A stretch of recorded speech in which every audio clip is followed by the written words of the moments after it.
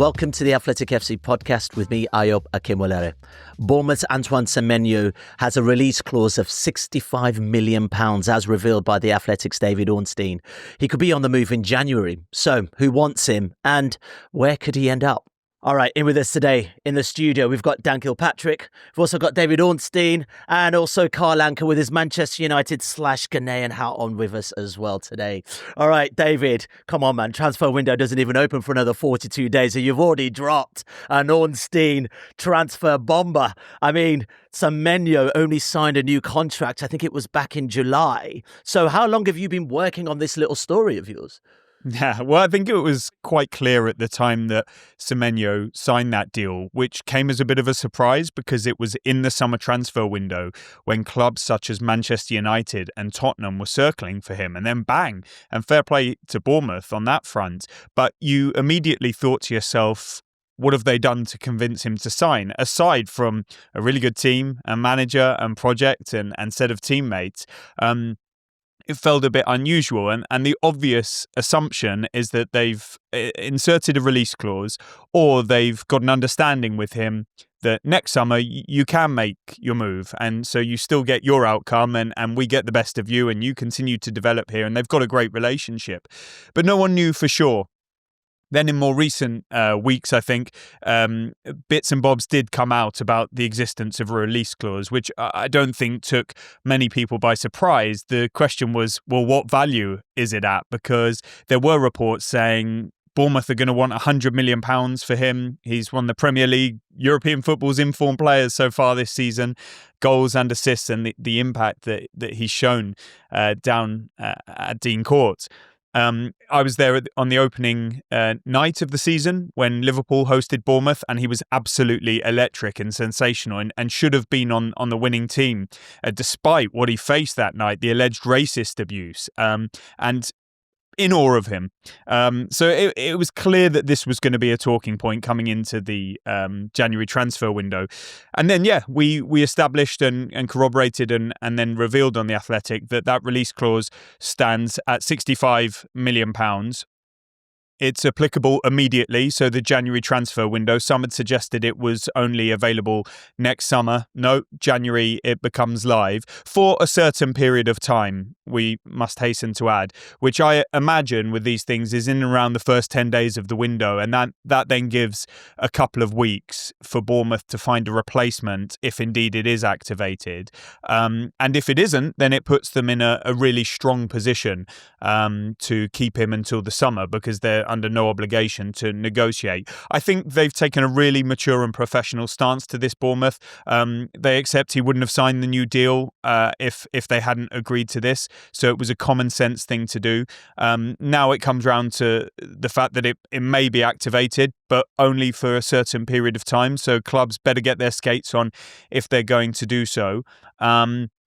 My understanding is it's available to all clubs, not just certain suitors. And so, the likes of Liverpool, Manchester City, Tottenham have all been heavily linked in recent days and weeks. It's a clause that if it does go to the summer when it will reactivate, then it's at a lower fee. So that's even more appetising potentially for suitors. But again, Bournemouth win out of it because they would get him for the rest of the season. So I think this is a really big story and situation, certainly one of the biggest in the market. And many of us are fascinated to see how it ends. Yeah, Dan, definitely a player many of us are looking at thinking, wonder where he fits in for Spurs in particular as well, because I know they were in for him over the summer, weren't they? Yeah, absolutely. I think there was interest from Spurs over the summer. The interesting thing from a Spurs perspective is that they did sign a Ghanaian winger from another Premier League club, but they went for Mohamed Kudus. You can make your own call over whether that was the right decision not to pursue Semenyo instead. But I think, I think there's no secrets that Spurs still need reinforcements there. They don't have a natural option on the left flank or a clear favourite on the left flank as it stands under Thomas Frank. So I think, David's mentioned them there. There'll be a club that will be watching the situation, I'm sure. They're in a new era, the post-Daniel Levy era. We don't really know what that's going to look like yet. Yeah. What are the aims? What are the objectives? All the noises are very positive. Are they going to go and try and make a big statement in January? and perhaps the summer? If so, doing this deal in the first 10 days of the window, as David's trailed, would be a massive statement, I think. So, certainly they're a club to keep an eye on, and certainly they like Semenyo and need someone in that position, I think. Yeah, Carl, the numbers this season are naughty, man. 9 goal involvements in 11 Premier League games this season. Only Erling Haaland with 15 has more. Good numbers, understanding the buzz around him. I mean, it's completely understandable, surely. 6 goals, 3 assists. One of the big things that I think a number of top 6 clubs or clubs that have ambitions to break into that top 6 hegemony is the fact that he's very, very two-footed, particularly when shooting. So Semenyo's strongest foot is his right, but the fact that he can get a left-footed shot off quickly and with a lot of power as well makes him very, very appealing. He's quite comfortable playing on both flanks. I think he played marginally more games on the right-hand side last season compared to the left, but we know he can play on the left-hand side as well.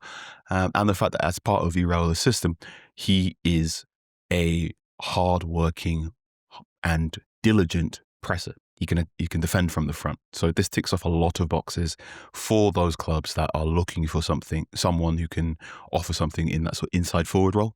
I've got like a mythical sort of hypothetical Mohamed Salah successor list, and Semenyo is definitely in the top 5 on that list. And if you're on that list, to my mind, you've got the potential to be one of the best Premier League players for the next 2 or 3 years, for sure. I mean, that's a massive statement, but I mean, appreciated. If we're talking about this release clause, David, and we're talking about January, I mean, how likely is it that someone comes in and who might be circling or at least close to the summit? It's clearly one of the best market opportunities out there. £65 million is below what Bournemouth were asking for him last summer. So when Manchester United came knocking and Spurs too, it was £70 million. The suggestions out there following our story is that it's actually £60 million plus £5 million in add-on. So it's slightly lower potentially, and then there's some contingencies rolled into it too. I think that means that people will be looking very closely at this. It sounds like Liverpool have a firm interest, and Carl touched upon that potential admiration. They didn't replace Luis Diaz last summer. They obviously gave Rio Ngamoa an opportunity and will continue to, and they don't want to block his pathway. But of course, with players of such a tender age on such a big stage, they need time and they need space and respect. And perhaps an acquisition of Semenyo's level would work in that regard. Obviously, Mohamed Salah getting to an age where they'll be thinking about auxiliary players, but also succession plans as well. So that's an interesting one to watch. Richard Hughes, the sporting director at Liverpool, signed Antoine Semenyo from Bristol City to Bournemouth. So there's a clear link there. There's been business done between the clubs in the form of Milos Kerkez. They were in the mix for Dean Howson too. But we don't know, because there will be others contending as well. Manchester City have been credited with an interest. And I do think wide players for some time now have been in the sort of atmosphere around Man City, because the Tottenham were linked with a move for Semnyo in the summer, put in an offer. Man City kept hold of him. They were looking potentially at Rodrigo as a potential replacement. So that's definitely an area that they'll be paying attention to. And this is clearly a player of extremely high caliber. And then Dan's touched upon on Tottenham. We actually revealed in the summer that they had made an inquiry at the very least for Semenyo, and I think soundings coming from around Spurs is that they're ready to do something in January to bolster that squad further. They've got the Champions League campaign. They've got the ambitions of what feels like a new ownership under the old ownership, and that they want to be challenging. Their stated aim is to sort of be winning the trophies like they did last summer with the Europa League more regularly. And for the time being, from the many conversations I've had, those seem to be the 3 teams genuinely in the frame to a certain degree. That doesn't mean it's going to happen. It could be in the summer. They may have different priorities. They may choose to wait 6 months, and if he doesn't go, then you can get an absolutely outstanding player at a brilliant age as well, 25 years old, fantastic character by every single account that you hear, for an even lower price in the summer market where your finances are more settled. You've got pre-season, etc. So that will be interesting. Beyond that, Manchester United were there in the summer, but they obviously took the Brian Mbeumo signing. And so is this a position that they're looking for? Is this a player that they're still in for? I'm not aware of that right now. And of course, the finances will play a major part with United as well. People have said Arsenal because I think there's some suggestion that he was an Arsenal fan growing up, but obviously they're very well stocked in those attacking positions as things stand, and they've invested so heavily in last summer and previous markets that I think there's probably some need to move some players out of Arsenal to balance the book somewhat, to raise some money from exits and also free up some space, because I'm not sure where you'd put someone like Semenyo. But this is all fluid. The interested parties can change, others can come to the fore. And we've got to be clear, Bournemouth don't want to lose him. You might be listening to this and thinking they're actively seeking and keen on a sale. No, that's not the case. But they are mature about the situation. They're philosophical. They could face the prospect of losing him, which was part of the risk in signing him to the new contract. But they're going to do whatever they can to keep him until the end of the season. He's such an important player. They've lost many key players in the summer, especially from a defensive perspective, and they don't want to harm their season. And so they will fight. The time limit on the clause means it's not easy to get that deal done in a short space of time. That potentially plays into Bournemouth's hands. One thing I will say to conclude from my perspective is that Bournemouth are really well prepared for these scenarios, and we've seen it in the past. When players leave, they not only replace them, but they seem to replace them with not necessarily better players, but players that keep them on this upward trajectory. And you wouldn't bet against them being ready for the eventuality of Semenyo leaving as early as January and having someone lined up that keeps them, at the very least in the Premier League, and maybe even better, pushing for a higher position than they are now and to sustain that status, which has been so impressive so far. So yeah, it's a fascinating situation. All right. Cheers, David. We'll leave you be. Go back to dropping more of your wonderful stories all over the social media network. Appreciate it, brother. Cheers, guys. See you soon. Yeah, it has been some rise for Semenyo from Bristol City to Bournemouth. It was also had loans with Bath City, Newport County and also Sunderland as well. Well, joining us now to give us some insight of what he was like actually from his former days at Bristol City, his former head coach of Bristol City, Dean Holden, currently assistant manager at Hull City. Dean, so good to have you with us. Look, let's just get straight into this because I want to ask the obvious question, really, from looking at that young man back in 2017. Did you see the promise of him rising to where he is at right now? Morning, guys. Great to be on. Podcast I listen to a lot in the car, so privileged to be on it. The honest answer is when he first he came in late. He came into the system late, Antoine, because he wanted to finish his A-levels. So he came in at 18. And when he first come in, you hear coaches a lot saying, wow, first time I laid eyes on him. The first thing I thought when I seen him in that first session was how on earth, a boy from London, how on earth has a top club at an elite academy not picked this boy up? Because the sheer size of him at 18 years old, everything that you see now with his balance. I did an interview not so long ago talking about you don't know if he's left-footed and right-footed, and he doesn't know the honest answer to that, and I found that fascinating. He's clearly, as a young player, not coming through an academy. He's sort of dipped in and out. He's had some clubs say no to him at a younger age. I think the Scott McTominay one this week being released, not being released, but at 5'7" at 17 years old. The timing that these guys need, and you can see that rawness in Antoine's game. So the honest answer is when I seen him, it was a little bit like, wow, where's this kid been? Nobody had really heard of him.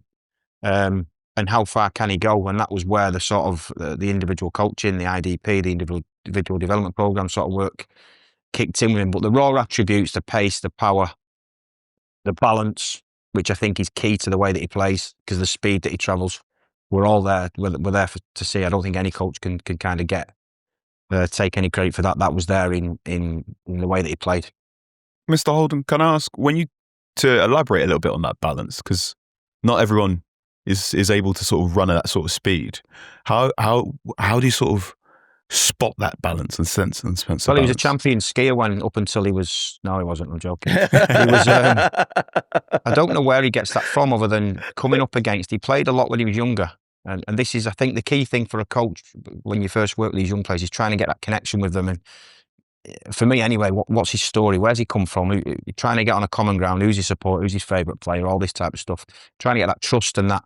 So you can have that honest conversation with them. As soon as they know that you care for them and you want the best for them, you can really get to the nitty gritty of it in terms of the critique and stuff like that. And it was at a young age for him. With his brother, he was playing with older players. And when he was a lot younger, he wasn't as obviously as big as he was. So he sort of learnt that, I think, along the way. It wasn't coached into him. This is what I'm trying to say to you. It was an ability to use his left foot as much as his right foot, not be focused on one foot. Not be going in 4 nights a week to a club and working specifically on his strengths, which is a huge way that academies work. It was very much just finding his own way.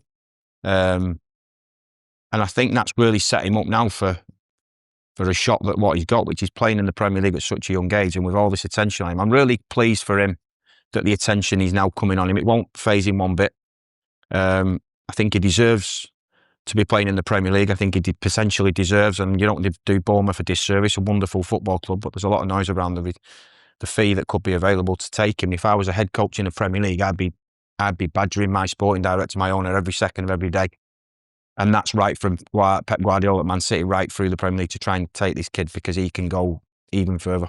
Dean, we often hear about these young players these elite players being set apart by their mentality or their personality. I mean, you've talked a lot about being struck by his physique and his technique, but can you elaborate a bit more on what he was like, kind of, off the training pitch, what his focus was like, what his personality was like?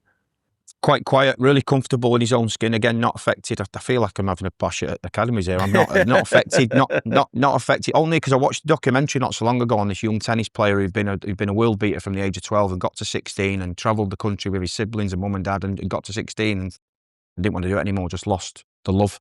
And Antoine's completely different. Really quiet. Great lad around. Loves. You see him on the pitch. He's, when he gets whacked in by a fullback or a centre back, he just gets up and smiles, doesn't he? I think that's a fantastic trait to have, because he doesn't seem to get involved in the emotional side of the game. And I remember Pep doing an interview about Phil Foden talking, if he misses a chance, it doesn't matter. And I think he referenced the Dortmund game when he got the winner, he'd missed 5 chances prior to that. And that's a little bit like Antoine. If he tries something, it doesn't come off, you won't see him shine away from it. He won't lose confidence in the game. It's just, he has that ability to be a normal lad off the pitch, go over the line and Anfield, as he did in that first game of the season, that Friday night when he gave Clarke, his ex-teammate, a real tough game. Scored 2 fantastic goals, and he has that ability to go into them types of environments and just feel at home and feel comfortable and not be overawed by it. And that's, again, a huge strength that he's got. It's a huge privilege as a coach to be working with these lads at this age. Alex Scott was another one who's obviously just got into the England squad. When you're working with these guys, it's about, again, trying to get that connection with him. So with Antoine, there's a really interesting story.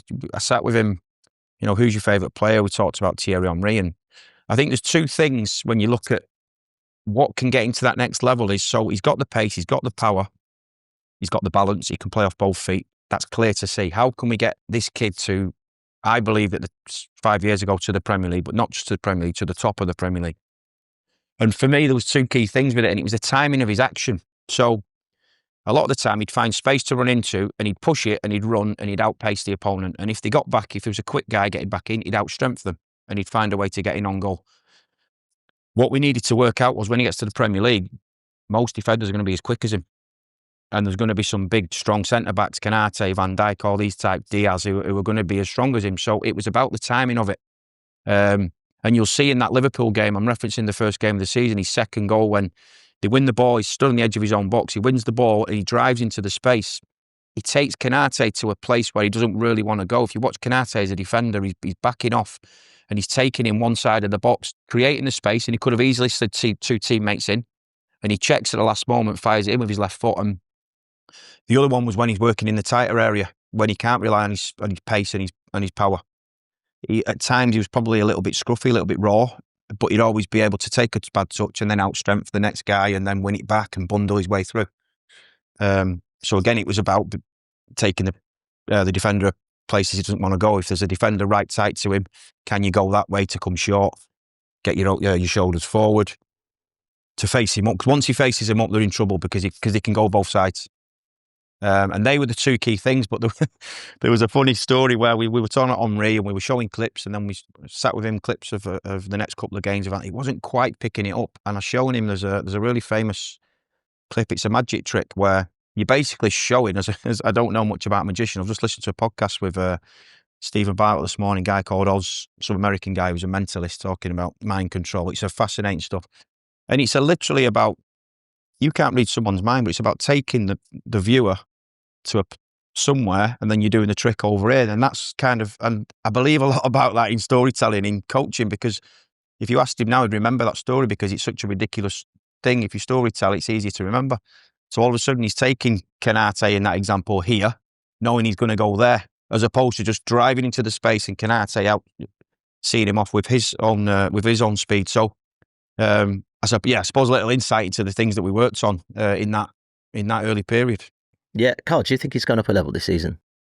Yeah, I think he's finding that rawness that Mr. Holden's described. I think some of that is going away just a little bit more. He's becoming a little bit more relaxed in front of goal. He's definitely getting some more favoured areas in and around the penalty box. Certain areas where he goes, if I get it here, I know exactly how to shoot. I know exactly how to bend the ball. And that end product is taking another level. And I think that's the bit that's getting really, really interesting.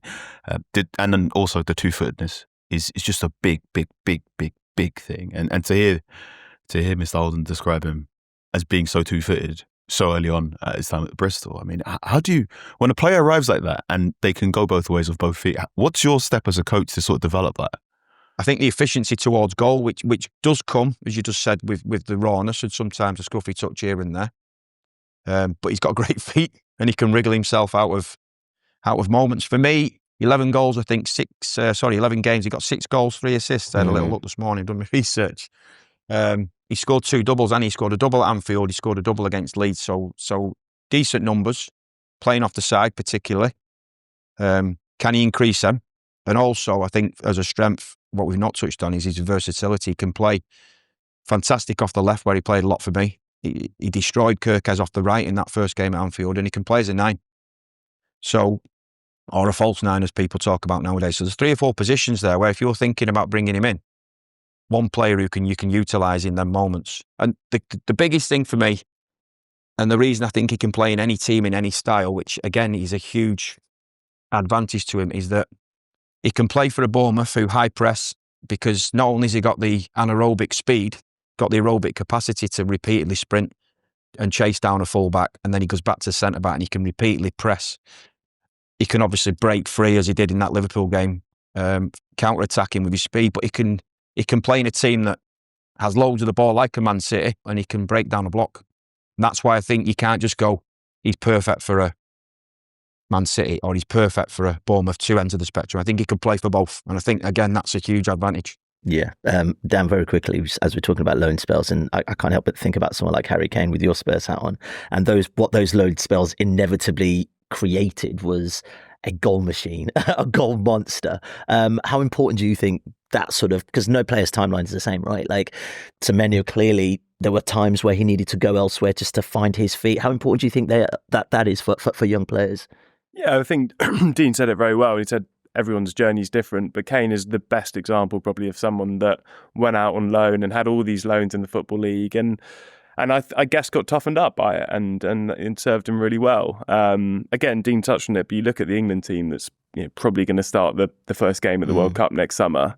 And I think probably with the exception of Declan Rice, probably all of them will have played in the Football League, either on loan or at, their first clubs. Certainly Esri Konsa, John Stones, Jed Spence, Elliot Anderson. The English football, owes a tremendous amount to the Football League and the National League.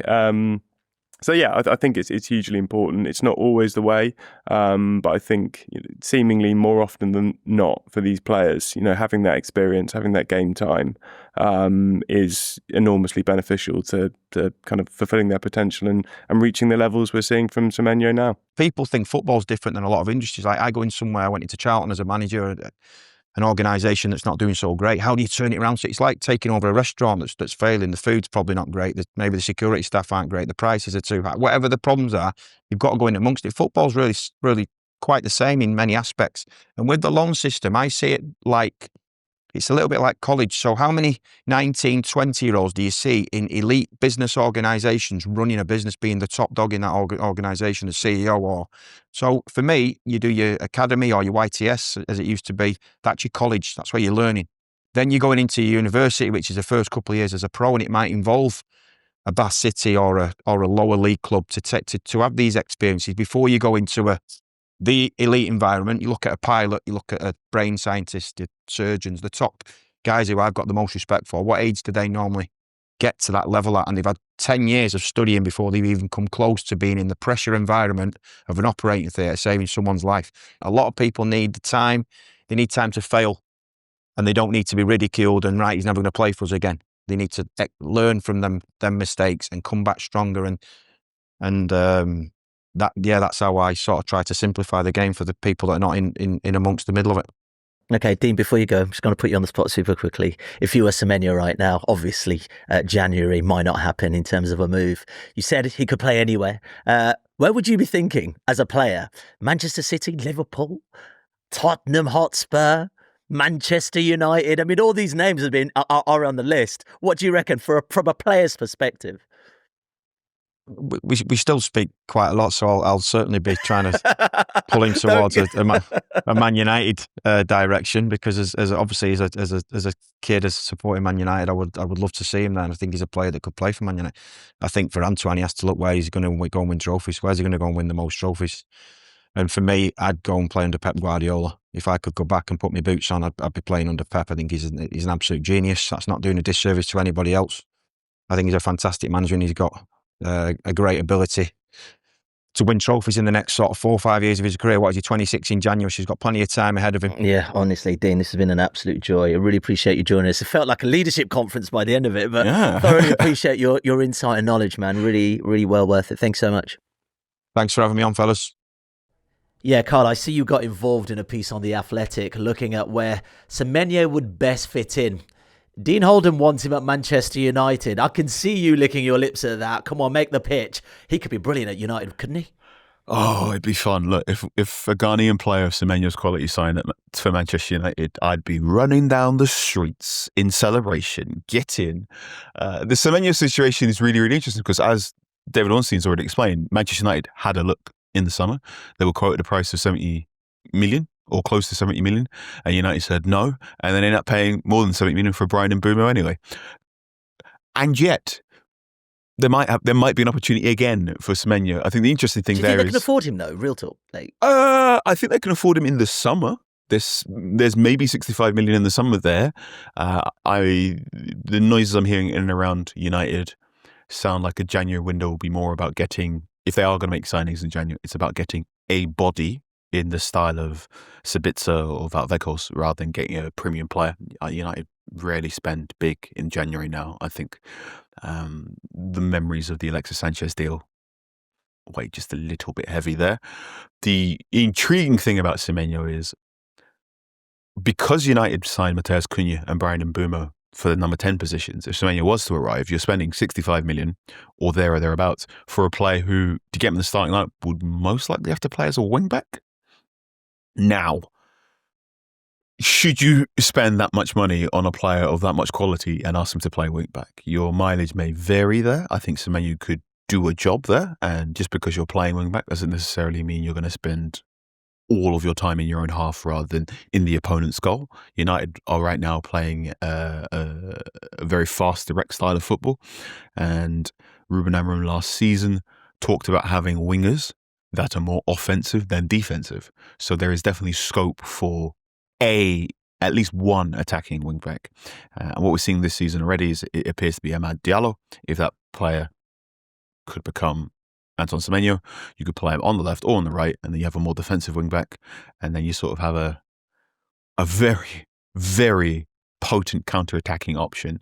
I still think United probably have to go out and address issues at central midfield first before they can go in for Semenyo. but there is potential. Not the obvious potential in the same way I'd look at two of the other clubs in top six.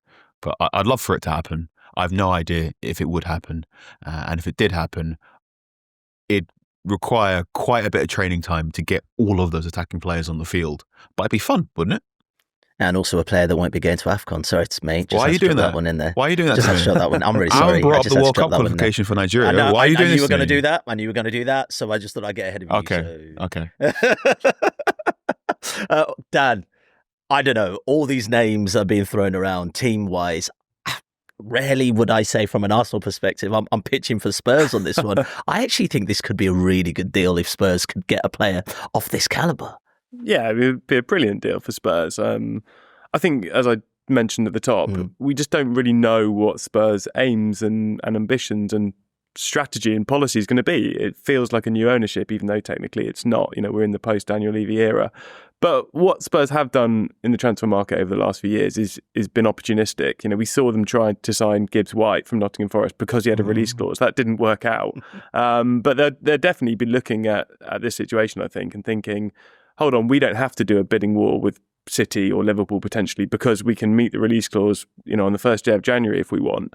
Now that isn't how Daniel Levy typically operated, but again, we're in the post-Levy era. So with Spurs, it's a really interesting one, and it would be an enormous show of ambition if they went out and got Semenyo early in January. The noises from the new ownership and leadership team have been, we want to be more ambitious. The implication is Levy wasn't ambitious enough, and we're going to meet fans' expectations now, and that includes the transfer market. So let's see. I'll believe it when I see it from a Spurs point of view. But yeah, it would also be really fun to have. I'm sure Carl would have to sort of have Spurs as a second team to have Kudus and Semenyo, on either side. North London's Ghanaian brothers either side. Could you imagine? It would be brilliant. And, it was a bit like when Barca were, trying to sign Nico Williams, and they already had Yamal, and you thought, they were so good for Spain. I kind of love to see that sort of club and country partnership replicated. It'd be absolutely fufu good in North London. Carl, it's fantastic. I miss the fufu. I miss the fufu in North London. It'd be phenomenal. I think it's really interesting to look at Semenyo and Kudus both in terms of trajectory and also in terms of both of their versatility. So Semenyo can play on both sides. I know Dan referred to Kudus as a winger, which I'm still sort of reluctant to go all the way in there for. I know he's mostly played on the wing in the Premier League, but at Ajax he's played as a number 10. I also think that if he had ended up at Brighton, or if Liverpool had managed to pick him up, he might have been turned into a number 8, because I think he can be very press resistant in deeper areas, particularly when he switched on there. So yeah, Semenyo and Kudus at Tottenham Hotspur with a fully fit James Maddison could be a really, really potent attacking three. I think Xavi Simons still needs to come on just a little bit, but that also helped there too. Kulusevski, how he fits into all this. Spurs have pieces, and I think that the last 2 or 3 seasons, Dan, please correct me if I'm wrong here, it definitely feels like they're trying to build a young core of players, either 25 and under, and the idea is for them to grow up together and then possibly be in the hunt for trophies?